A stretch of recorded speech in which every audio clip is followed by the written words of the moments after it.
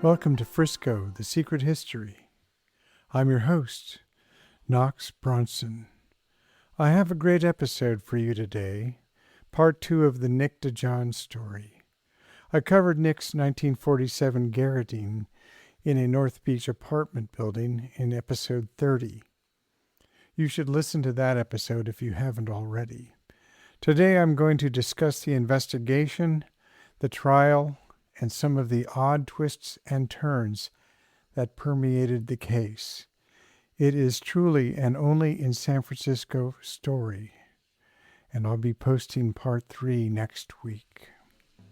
Before we get going, I want to say thank you to Walter Haas at Grafeo Coffee Roasters at 735 Columbus Avenue in San Francisco.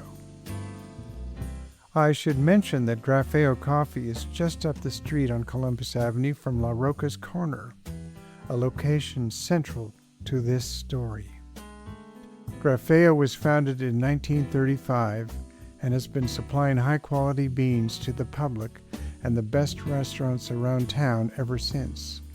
I have been drinking Grafeo coffee since I lived around the corner on Mason Street back in the 70s.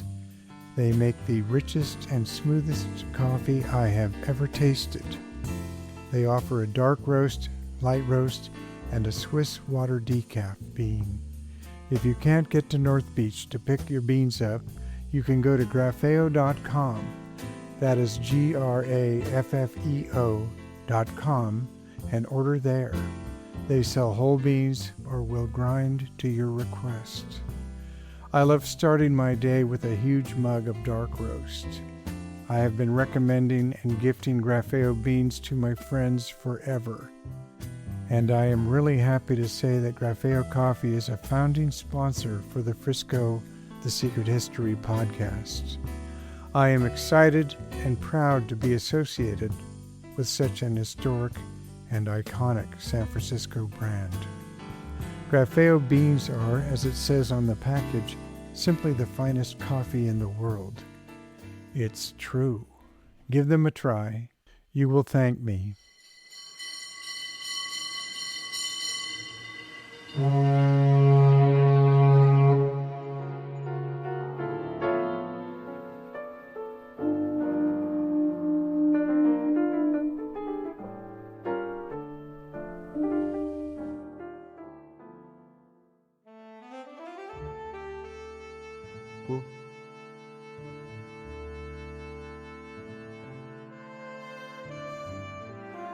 From the Freddie Francisco Observed column in the San Francisco Examiner, on May 12, 1947, 5 days after Nick DeJohn's murder, new characters invading the San Francisco scene. Where there's a lot of effect, there has to be some cause. Where there was plenty of smoke, there had to be some fire, and there was.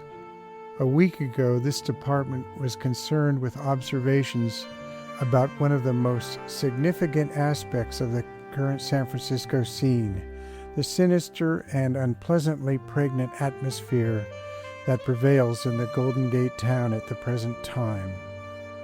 San Francisco's nightlife has been traditionally free of the sordid overtones and the rather gruesome characters that are associated with cafes and clubs and after-dark entertainment in most large cities. Even San Francisco's Tenderloin, seamy as it seems in spots, is less noxious and unsavory than similar districts elsewhere. True, one wouldn't have to be very stupid to be taken for a bundle of cash there, and all of the dolls with the quiet, significant little smiles that lurk in the Turk Mason district aren't smiling just because they are affectionate and love humanity. But it has been a tenderloin of friendly frauds and non-lethal larceny. A lot of Damon Runyon characters who love to latch on to a fast dollar, but wouldn't stuff a body into a trunk for all the money in Montgomery Street. Lately, it's been different though. Lately, a new type of character has been invading the night spots, the late supper places, the bars and the bistros with too much chrome, and the hotels where the bellboys work the hardest after midnight. Don't get a picture of broken-nosed gangster types complete with blondined broads and vaudeville tailoring. Don't think of B-picture mobsters with diamonds and dialogue out of the corner of the mouth. Underworld styles changed too, and such characters went out shortly after Hollywood began to cast them that way. The 1947 prototype is a different banana entirely. He dresses expensively, but as quietly as his precursor did noisily. He thinks of himself as a very conservative and unflashy character, and he would be very much alarmed if he thought that anyone would recognize him as a racket guy. He just tries his best to look like the legitimate business personality that one would find described by his identification papers. In manner, too, he is an entirely different gent, far from being hard-boiled or sinister in the smooth, narrow-eyed, Raftian manner. He is affable and disingenuously polite, even humble, just a friendly, cooperative fellow without a thing in the world to hide. And won't you have a cigar or a drink? And don't be suddenly chilled by the film that comes down over the eager, friendly glint in the eyes as he looks away occasionally. He's just thinking. In only 2 ways does he still keep to the hoodlum pattern. He drives a big, expensive car. He lives by night. Nighttime is his natural interlude of activity. And by those 2 characteristics, he defeats his own precautions and draws the attention of the perceptive to himself. This, and variations thereof, is the nature of the unsavory and unpleasant immigration. The reasons for the influx were capably and probably soundly estimated when the news columns hit Saturday's Examiner. Where there's smoke, there's also fire, and it started to become a little smoky in town several weeks back. There was not only the aforementioned appearance in local night spots and hotels of out-of-town talent, but other things as well. Telephone calls to the police and to newspapers about characters whose personal equipment included accessories by Colt and Smith & Wesson. Tips about late conferences and overheard remarks of a significant nature. Expensive cars with out-of-town plates, big bets with local bookies, all kinds of things. The police weren't idle. Quietly and without announcement, they began to comb the Tenderloin district and watch the night spots. For several weeks past, inspectors have sat in certain bistros and collected information on the newer and unknown patrons. Frank Murray, Jack Cruikshank, Ralph McDonald, and Jules Zimmerlin, flying squadsters whose nocturnal scrutiny of the city has often been related in this space, were very much aware of the impending developments and have interviewed literally hundreds of transient persons in the Tenderloin district. All of those in touch with the situation were aware, tensely aware, of the increasing volume of smoke. There had to be some fire. There was. On Friday, a body on Laguna Street.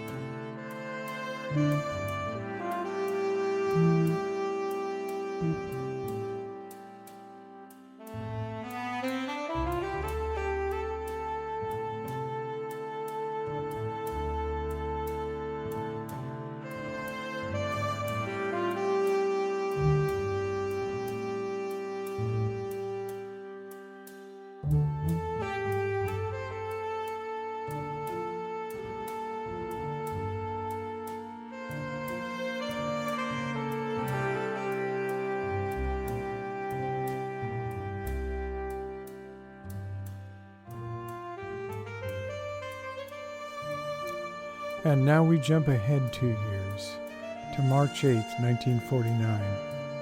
Edmund G. Pat Brown, future governor of California, currently San Francisco's district attorney, stood at the bar in Cookie's Blue Star Buffet on Kearny Street, across from the San Francisco Hall of Justice, steeling himself for what he had to do. He knew there would be huge blowback from the police department. Cookie's had perhaps the best bar location in San Francisco, kind of nestled in between where the financial district, Chinatown, and North Beach all met. It was a saloon, not a buffet, but there was a Chinese restaurant next door you could access through a swinging door past the far end of the bar. Cookie's was home away from home to cops, crooks, con men, lawyers, bondsmen, ball players, boxers, judges, mailmen, newspapermen, tipplers of every persuasion, and was a San Francisco institution.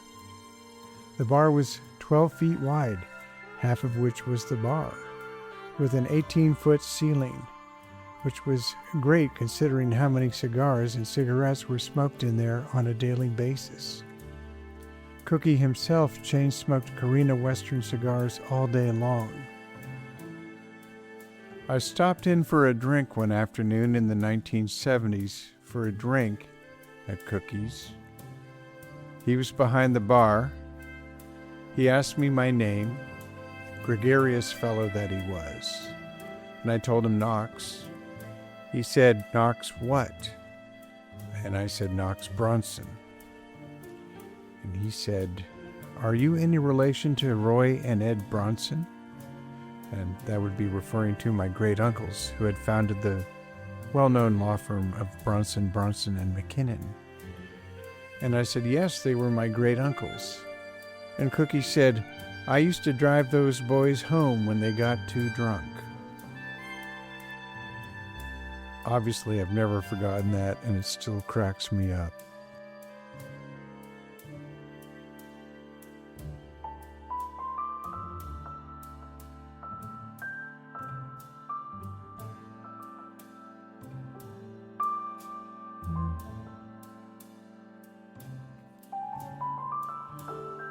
D.A. Pat Brown downed his whiskey, set the glass down, and exited through the bar's narrow arched doorway, lined with weathered cobalt blue glass tiles. The doorway featured a split Dutch door, the top of which was left open all the time to let out the smoke and let in some fresh air and light. On the sidewalk, he waited for a break in the traffic and strode across Kearny. Once there, he climbed the front stairs and walked into the 1908 building. He took the stairs up to the second floor and made his way to the chambers of Judge Preston Devine, who was presiding over the trial for the murder of Nick DeJohn, who had been killed on May 7, 1947. It was March 8, 1949. It had taken that long to bring the case to trial. When he got to the judge's door, he didn't bother knocking. The judge was waiting for him. He walked into the room. The judge was behind his desk. Also present were Chief Assistant District Attorney Thomas Lynch, whose oral history about bad boy Jimmy Tarantino and his extortionate tattle sheet Hollywood nightlife you may remember from episode 11, and defense attorneys for the three defendants, William E. Ferreter and James C. Purcell. The deadlocked jury had been sequestered for 30 hours. On trial for the brutal murder were Sebastiano Nani, Michael Abadi, Leonard Calamia, well-known gangsters in both Chicago and San Francisco. They, along with fugitives Frank Scapatura and San Francisco top mob boss Tony Lima, were the last people to see gangster Nick DeJohn alive, playing cards at La Roca's Corner in San Francisco's North Beach. Nick had needed to use the restroom, but the one in the bar was, conveniently for some, out of order. So Papa La Roca told him to go across the street to an apartment building he owned, and Nick could use the bathroom in the basement. Sometime later, Nick exited the building, having been garroted and stuffed into the trunk of his shiny maroon Buick sedan. His pants were pulled down around his knees, and it was apparent he had been tortured. Intuition tells me that his assailants were looking for the $250,000 he had stolen from the Chicago outfit before heading out west a year prior. The judge asked Pat Brown why he was requesting the meeting. Pat looked around the room, making eye contact with each man there. He was still standing. Your Honor, we must dismiss the deliberating jury. The defense attorneys were gobsmacked, also happy. The judge asked for cause. Pat Brown told him he had grave doubts as to Anita Vence's, his star witness, credibility. Brown continued, "She lied to me just as she did on the witness stand." Assistant DA Lynch, as surprised as anybody with this announcement, said he was in total agreement. The defense lawyers said nothing. The judge dismissed the standing jury in the case. San Francisco Police Department Chief of Homicide Frank Ahern heard the news while still in the courtroom. He turned beet red and stormed out of the Hall of Justice, promising a statement to the press. "If I can clear it," he said.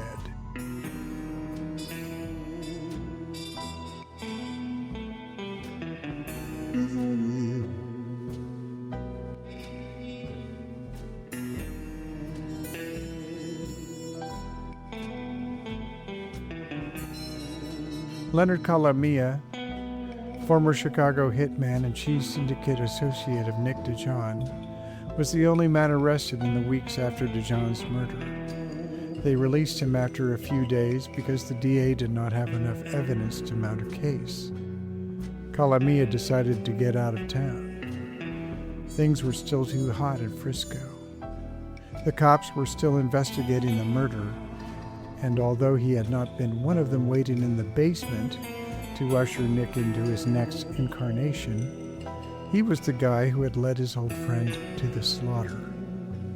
He thought he might be welcomed back in Chicago, even though 6 of his cheese syndicate pals had been knocked off since May of '46, Nick DeJohn being the last.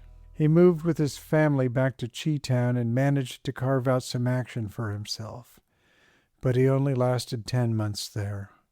He never felt he could relax or let his guard down. He felt great unease and believed that someone was watching him and that someone might want him gone, and soon. He pulled his children out of school in April of '48 and put the word out on the street that he was relocating to Texas. He took his family to Albuquerque and adopted his wife's maiden name. He rented a small downtown apartment where he lived with his wife and 2 children. As Len Talone, he got a job with the State Highway Department. After that, he got a job with the Bureau of Revenue, and then, amazingly enough, even served as an election judge at the Albuquerque City Hall in the 1948 election.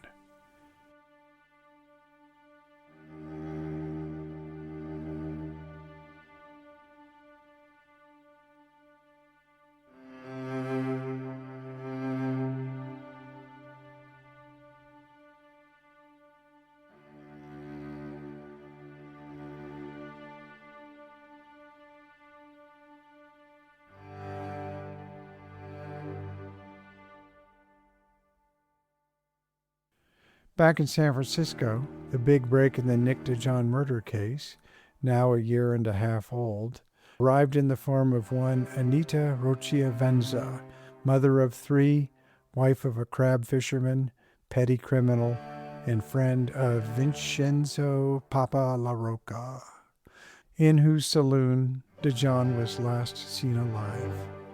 She entered the SFPD Central Station on Vallejo in the heart of North Beach and said she needed to talk to someone, that she was being extorted. She explained that Gus Oliva was trying to blackmail her for $2,500. Oliva was a local low-life grifter operating on the edges of organized crime. He had made it into the newspapers plenty of times since 1930 First, when he offered a boxer a new car to throw a fight. Mostly, he was just a small-time grifter, preying on widows for a few $100 here and there. In the course of a discussion about an abortion ring operating in San Francisco, the DeJohn murder came up, and she told the police the most amazing story. The grand jury was quickly convened.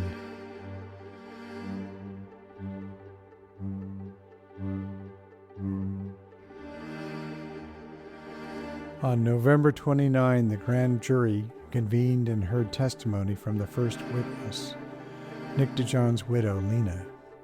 The newspapers noted that she was garbed in black and was wearing a jeweled bracelet. Smiling at first, she became almost hysterical as she remained on the stand. She said her husband was a good man, that she had gone back to Chicago right after his murder and then returned to claim his body. Next up was Nick's son, John. He testified that he had had dinner with his father and Leonard Calamia the night of the murder, and that they had dropped him off at a movie theater before heading over to the Poodle Dog restaurant and La Roca's Corner. The star witness of the night was, of course, Anita Venza, who had arrived at the Hall of Justice with a phalanx of 4 San Francisco police bodyguards. The newspaper described her as the dark-eyed wife of a crab fisherman. Her testimony would electrify the courtroom. They had her under protective custody for a reason. She began by stating that she had been acquainted with Papa La Roca, the owner of La Roca's Corner, for some years. During the week of May 4th, 1947, she visited Papa. She was hoping he could help her find a job and wanted to pay off a small loan she owed. She said she went to the La Roca basement apartment, where Nick DeJohn would be murdered in 3 days. Upon arriving, she had been ushered into a bedroom by a man she identified as Papa La Roca's father-in-law. He told her to wait there, and Papa would be around shortly. After waiting some 20 or 30 minutes, she heard some enter the next room.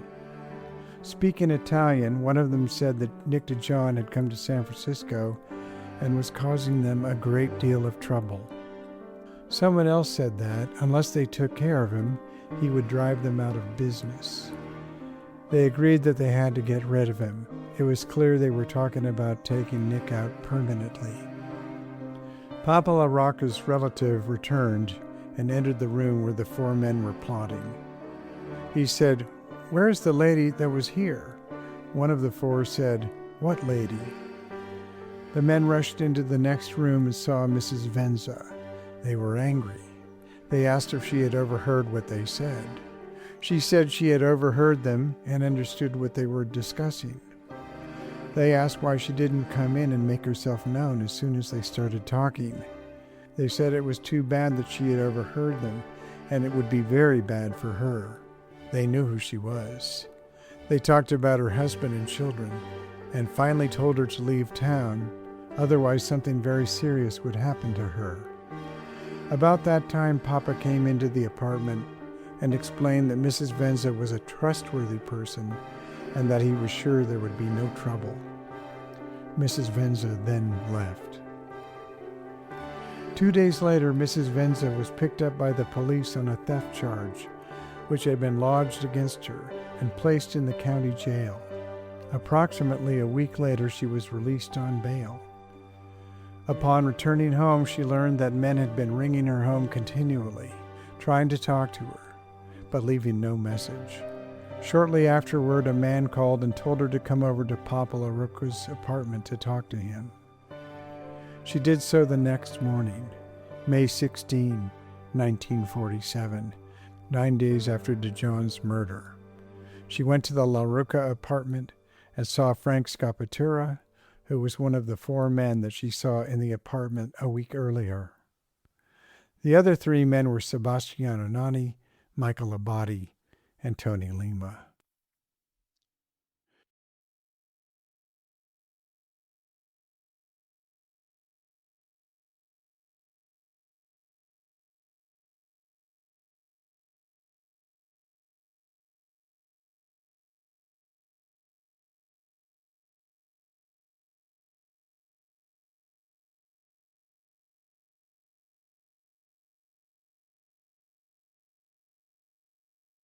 Frank Scapatura told her that she must leave town and gave her $500, about $7,500 today, with instructions to leave the state and never come back.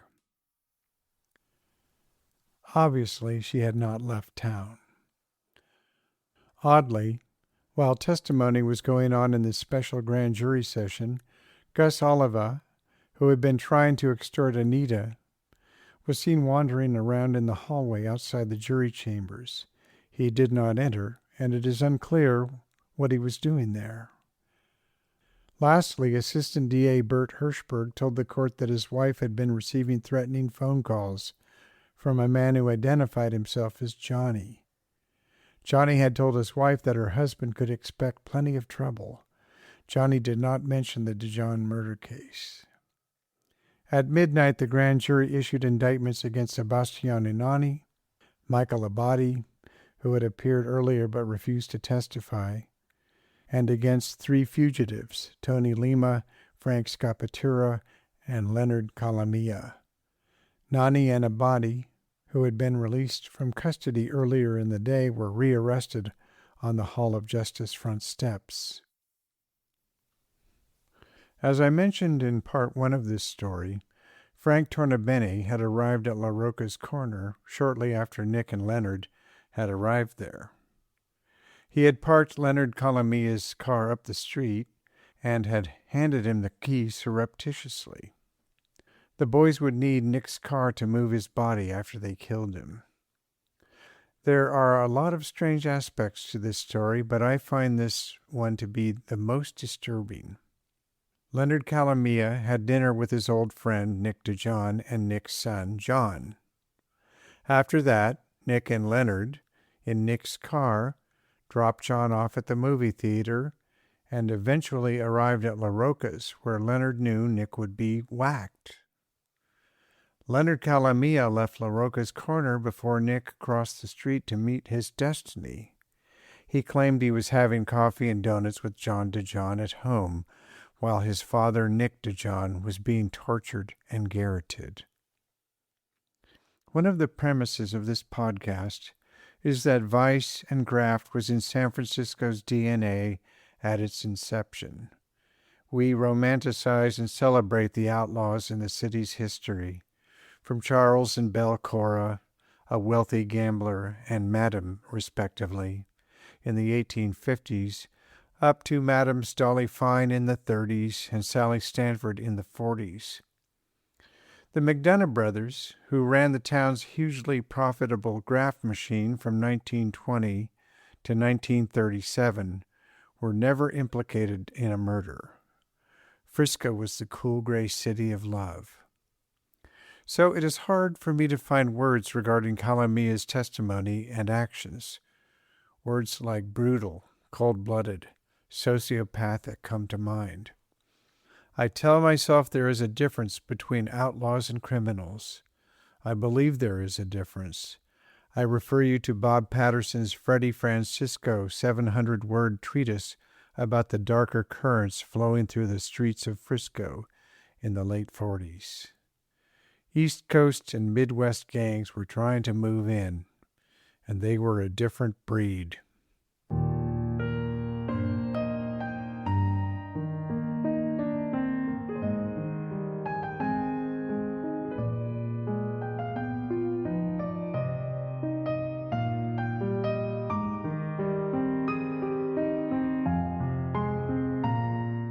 Christmas Eve, 1948.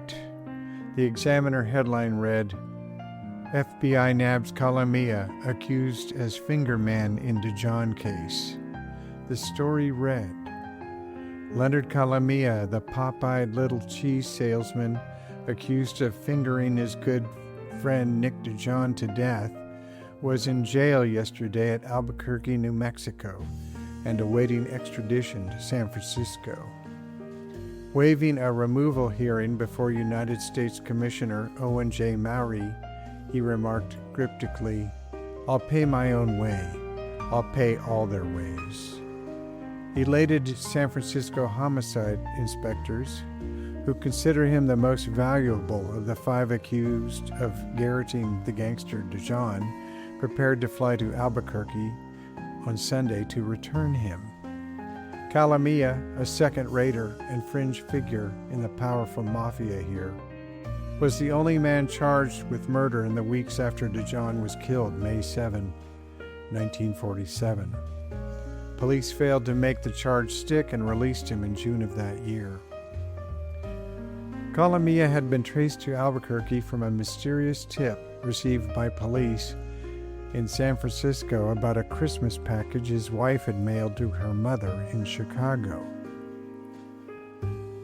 San Francisco District Attorney Pat Brown told the press that their case against the accused was weak without Calamia's testimony, but quite good with it. With Calamia in custody, a trial date was set for February 1st, 1949.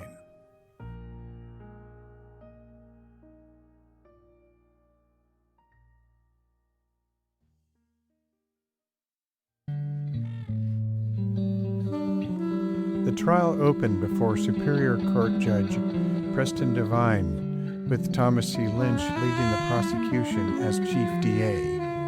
3 men sat as defendants: Sebastiano Nani, a hot-tempered Sicilian alien up from Brooklyn; Michael Abadi, another Sicilian alien who tended bar here in San Francisco; and Leonard Calamia, who by all accounts looked the part of a man on trial for his life, visibly nervous, blinking rapidly any time his name was mentioned in the courtroom. Nani and Abadi had one lawyer between them, William E. Farrader. Calamia had his own man, James C. Purcell. Tony Lima and Frank Scapatura, who had been included in the murder indictment, were still on the lam. DA Thomas Lynch, in his opening statement, said that the state will show that Nick DeJohn was strangled with a rope between 9:30 and 10:30 p.m. on May 7, 1947, at the La Rocca apartment building basement at Taylor and Lombard. At about 10:30 that night, the DeJohn car was driven from that place by one or more of the conspirators, and that 4 people were present at that time. The 4: Nani, Abadi, Scapatura, and Lima. Calamia's role had been to deliver DeJohn into their hands. Lynch began calling witnesses to the stand. Strangely, memories had begun to fade or changed completely. Chiropractor Patrician Semenza developed an unexpectedly new recollection of when he first saw DeJohn's car abandoned on Lombard Street out in the marina. Frank Passantino suddenly remembered things he had never remembered in prior exhaustive examinations. The state moved to impeach him. Judge Devine had not ruled on that at weekend recess. Fish dealer Ciro Gallo tried to stall and avoid claiming that he had not told Leonard Calamia to bring Nick DeJohn to La Rocca's corner. Frank Tornabene contradicted his earlier testimony and said that DeJohn had left the bar alone. Lynch said, "I had this witness and the witness Passantino in my office a few days ago, read every single word of this grand jury testimony to them, asked them if that was what they would testify to, and they said yes. Now this man comes on the stand and sits there waiting for the question to come out, and when it does, his answer is a loud and resounding no." Outside of the court, a police captain commented somewhat bitterly. He was beginning to understand why Chicago authorities no longer tried to bring gangland killings to trial.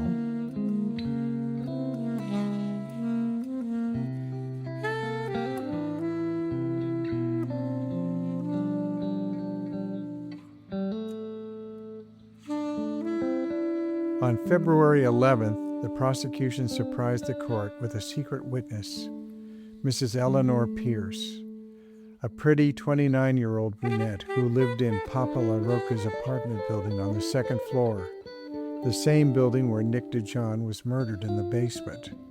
Her landlords were Papa, Alphonse, and Leah La Rocca themselves. The police had found her by knocking on doors.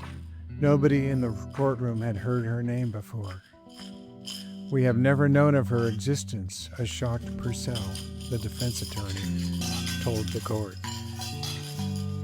Prosecutors had kept her under wraps, and she'd been living under full 24-hour police protection ever since detectives found her. It was her habit at night, she said, after putting her 2 young children to bed, to sit in a big overstuffed chair in a bay window that overlooked the intersection and watch the world go by.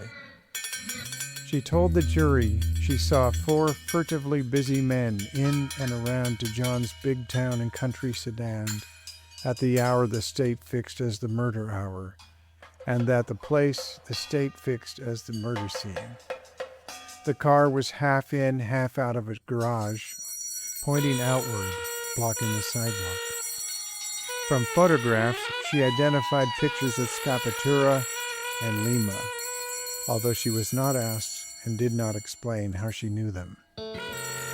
She said she saw a green Ford sedan parked on Lombard just around the corner and a few feet from the DeJohn car.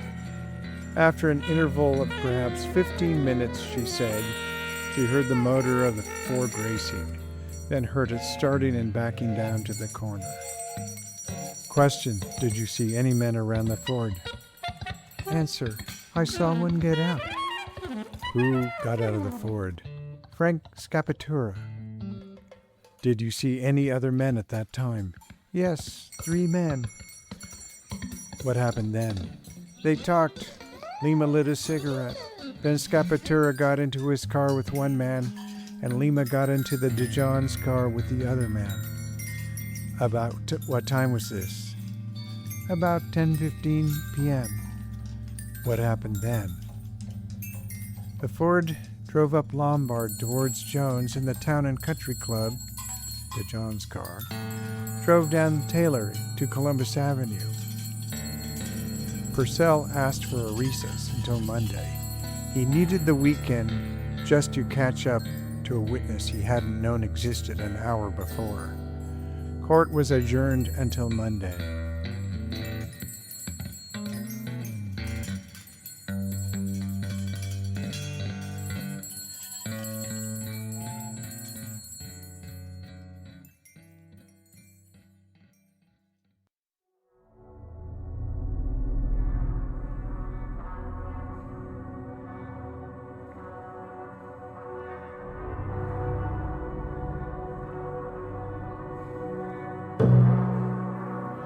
The following evening, Saturday, another strange thing happened. It's unclear what it meant. Catherine Reardon, daughter of ex-San Francisco Police Chief Michael Reardon, who had since become a state of California Assistant Attorney General, was driving her father's car alone when 3 men jumped into the car when she stopped at an intersection. She was also a secretary at the law offices of William Ferreter and James Purcell. You remember these guys, don't you? Ferreter was representing Sebastiano Nani and Michael Abadi, and Purcell was representing Leonard Calamia in the Nick DeJohn murder trial.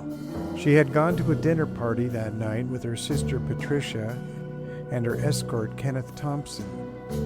After dinner, Patricia wanted to go home, so Catherine drove her back to the Reardon house on Laguna Honda Avenue, and it was on her way back to rejoin the party that the 3 men jumped into the car at Hernandez and Merced Streets.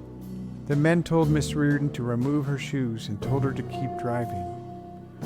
Driving in her stocking feet, she obeyed their directions and went up and down several streets before finally halting near the aquarium in Golden Gate Park. And then, she said, the questioning began. They wanted to know, why did Mike, her father, go to Chicago? Was it anything connected with the DeJohn case? Then, Miss Jordan recalled, they asked about Mr. Ferreter's children and where they lived. She said they told her to drive up to Jim Purcell's house, and they knew the way. I drove there. We parked in front of the house. It was dark.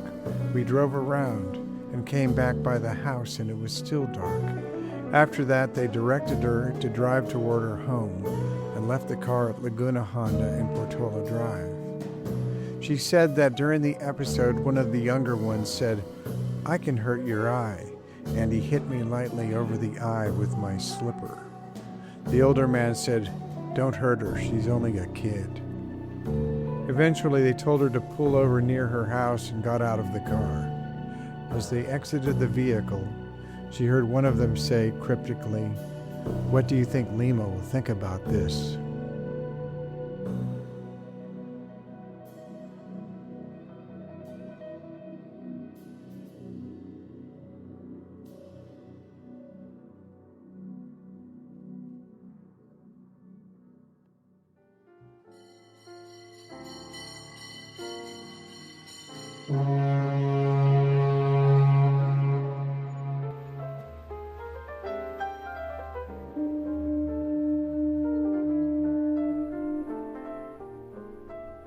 Frisco, The Secret History, is a listener-supported podcast. Main episodes will always be free. Our website is www.friscothesecrethistory.com. Visit the website for transcripts and show notes. Paid tier members, starting at as little as $5 a month, will receive bonus episodes and other perks of membership. There is a $1 tier, but that will simply give you ad-free episodes when I get some advertisers. If you enjoy the podcast, please tell your friends about it, especially those who enjoy San Francisco or true crime history. Word of mouth is the absolute best means of promotion for any creative endeavor in this world of algorithms and the ceaseless barrage of ads, notifications, and appeals on every digital platform. If you are aware of some particular aspect of San Francisco history in the 30s and 40s you would like me to research or have a story to tell, please let me know. Once again, I'm your host, Knox Bronson. Thank you for listening. Until next time, please get a little crazy and call it Frisco.